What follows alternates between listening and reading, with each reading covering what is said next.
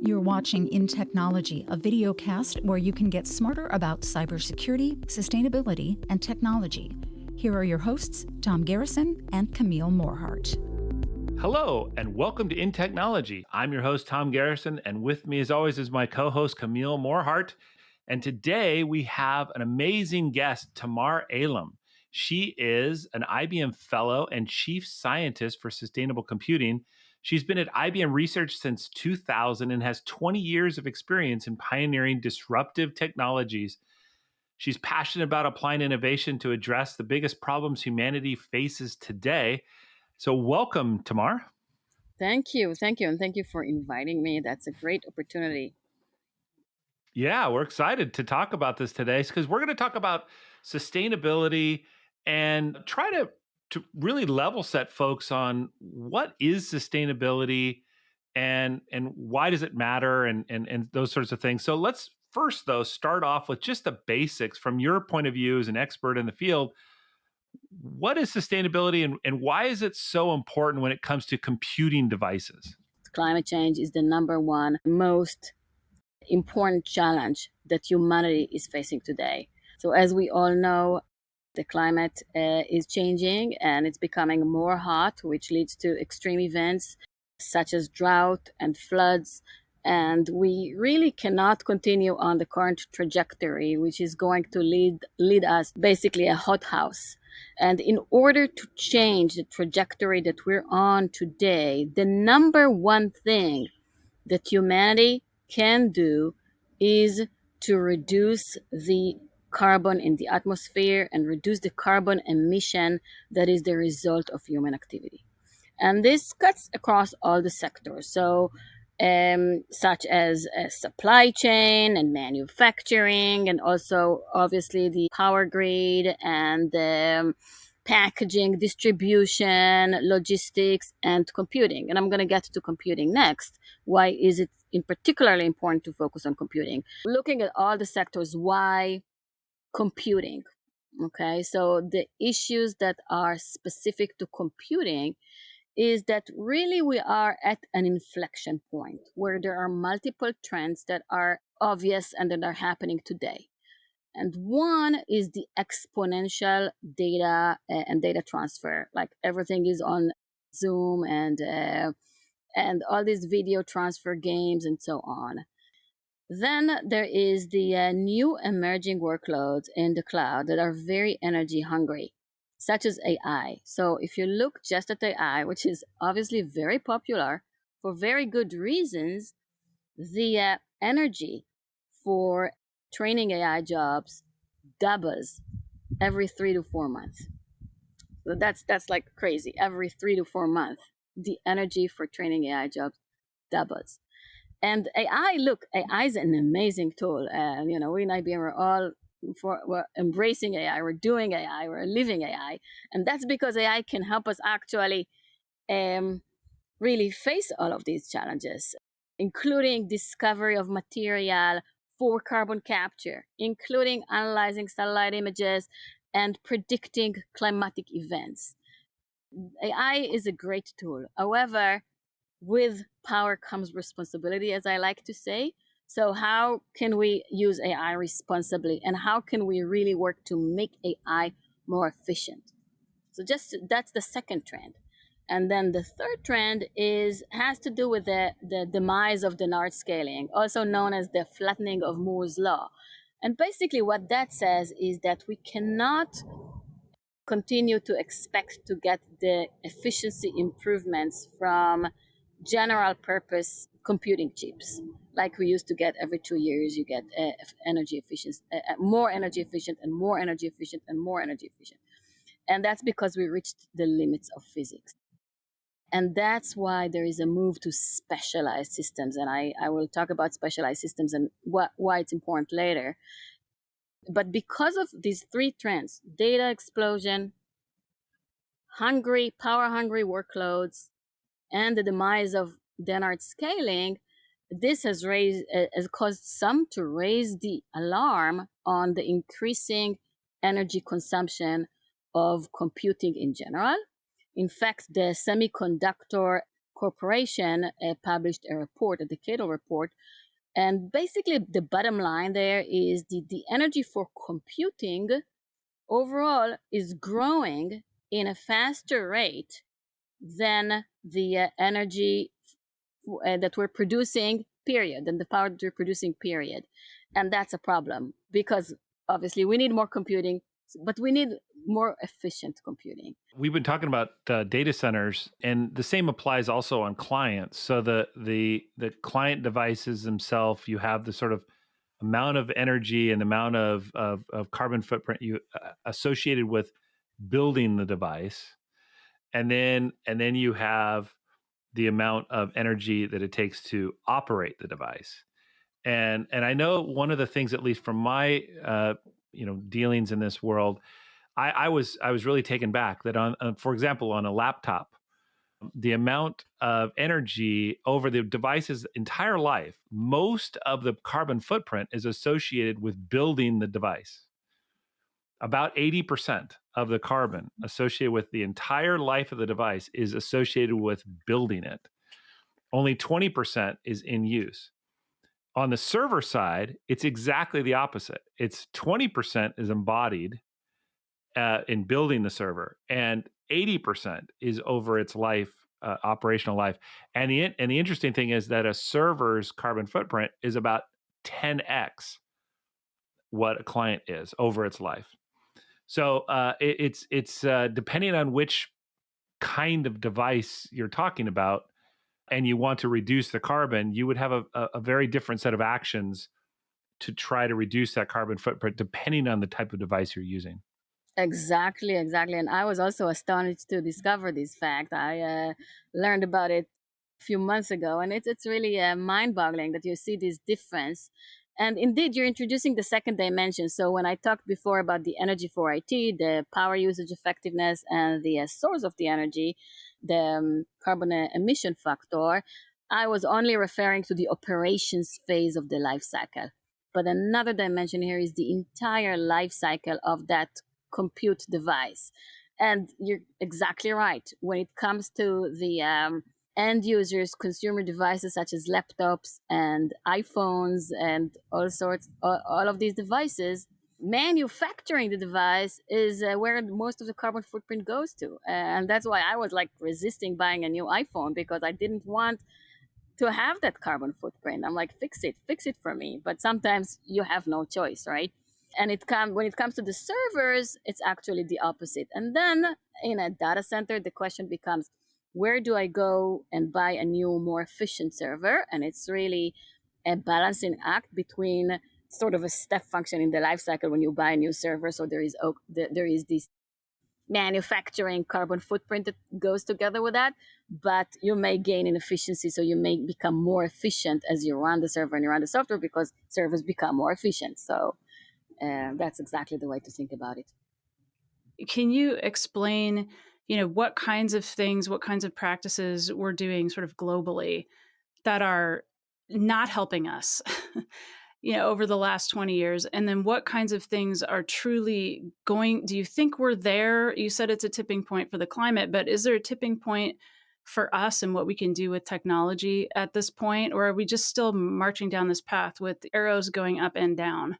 Yeah, it's a really good question. And I'm looking at it more from an outsider. So I can observe trends, I think, more than someone who is always doing this, And what I'm saying is that the systems guys, the systems hardware, they always had energy in mind. Always. When you talk with systems guys, with the people that are actually designing chips, they always try to improve the energy efficiency. They always try to have the chip smaller and more energy efficient. So that's not news for them. They've been doing it forever. Software people that are actually writing code, absolutely no idea. Absolutely no idea. So with the years, we see the introduction of new operating systems and new platforms and cloud computing and serverless and all these trends. And some of it is good. So, for example, when you look at cloud computing, in general, cloud computing is good for sustainability. Why? Because it's more efficient. When you have these exascalers, they have more efficient hardware, they're purchasing more renewable energy, but they also have automation. So because they're automating, and they also have economy of scale. So workloads of different clients can run on the same hardware. If they're smart about it, they can do very sophisticated multiplexing, so they get more efficiency, more utilization, and the automation, grow and shrink, maybe power down machines. So that's why cloud is actually very good for sustainability. However, in general, with software, because there is lack of awareness, we're reaching the point where we have more and more specialized systems that introduce latencies of microseconds, such as different accelerators and non-volatile memory technologies and so on. But because of the levels of indirection that you have in the software stack, we're not always able to utilize it in the best way. So we need to catch up with software awareness to sustainability.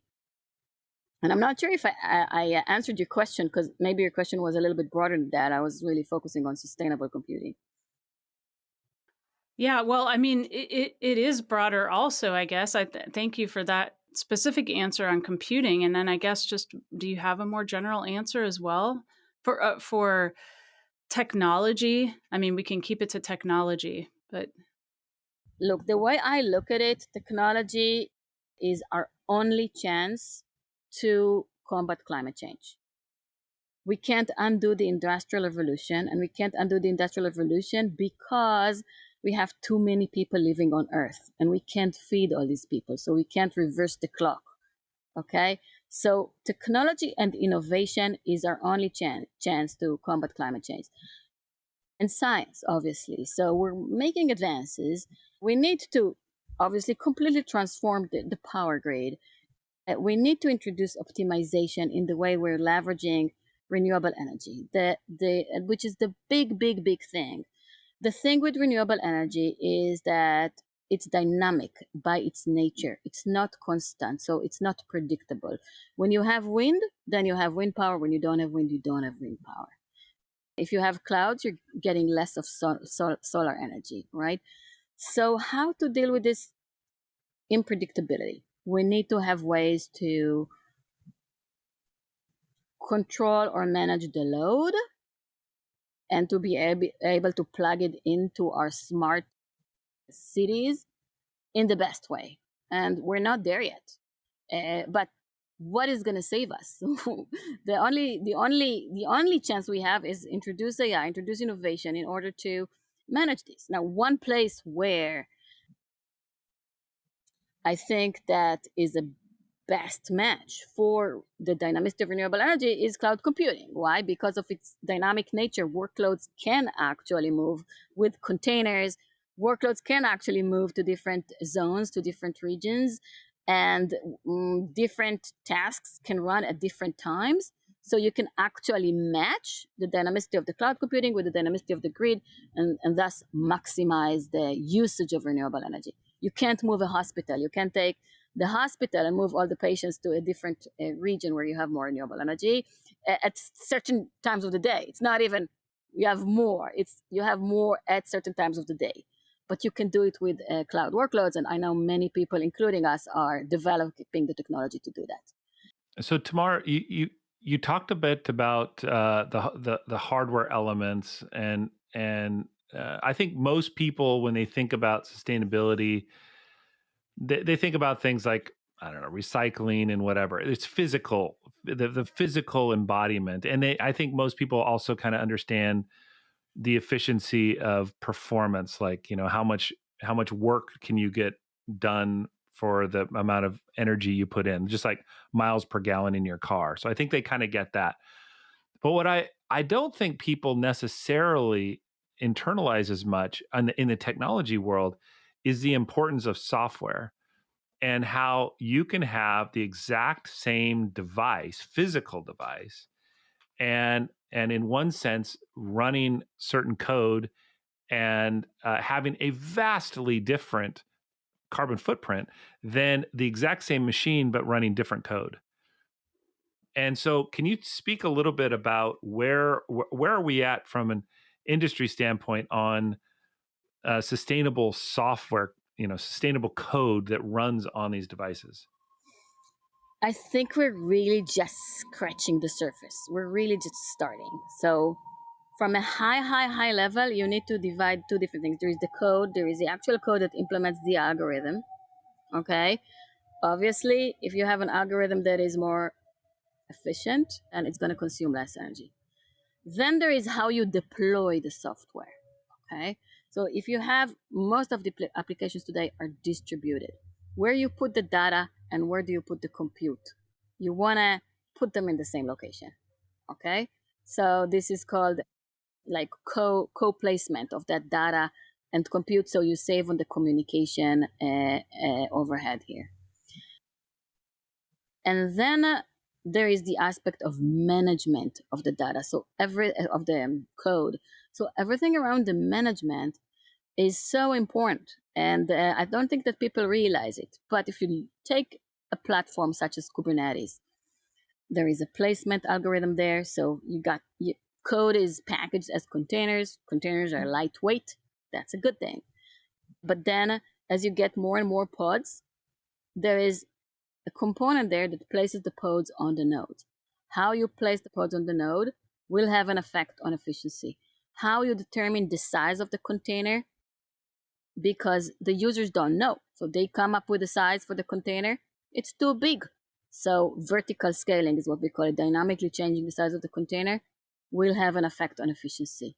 So as I said, it's not only how you write your code. If you write your code, obviously you want to leverage the most efficient libraries and things like that. It's how you write your code. It's how you deploy a distributed application. And then it's how you manage the entire thing. So Tamar, where do you think folks, the people listening to this podcast today, where can they get smarter on what they should do? Where they can, actions they can take, or people to listen to. Where should you send them? So we have a lot of material on our IBM website on if they want to get educated about what is analog AI, which is the future, and what we're doing with the digital AI, which is the reduced precision chip, and so on. That's one place. In terms of how to write more efficient software, I don't think there is one place that has that information. It's really just emerging, so it's everywhere. We are trying to start a work group under CNCF for sustainability. So this would be a place to watch, the sustainability work group under CNCF. So this is just a few suggestions. Obviously, there is the general area of sustainability, and GHG protocol defines how things are measured and so on. So there is a ton of material about just the basic stuff of how do we measure, how do we quantify, what is the software, what is the life cycle carbon footprint of products, and then extrapolate from that to machines or software. Can I ask you, you mentioned that in 2019 you listened to, I think, a lecture and it changed your life and you moved from cloud computing architect to sustainability innovator. What did you hear? What resonated with you that changed everything for you? So this is a presentation that Steve Easterbrook, a professor from the University of Toronto, gave in the ICSI conference, which is the International Conference on Software Engineering. That's ICSI in Montreal. And it was a keynote about climate.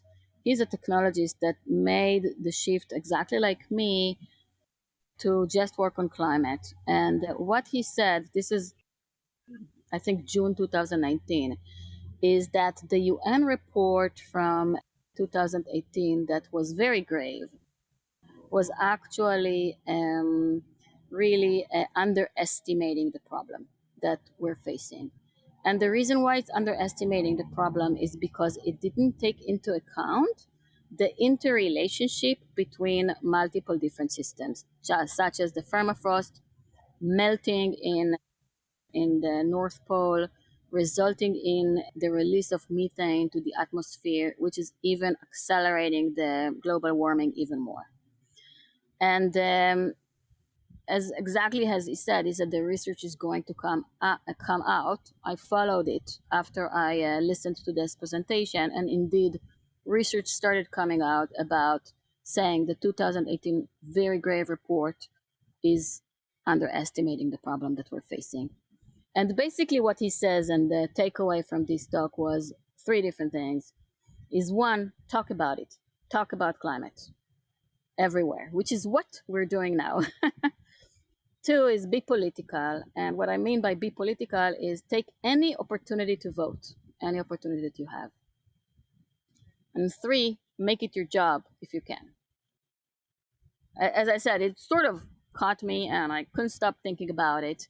I started asking everyone in IBM is, okay, what are we doing about climate? What are we doing about climate? I got pulled into multiple client conversations and even went to Singapore just before COVID started.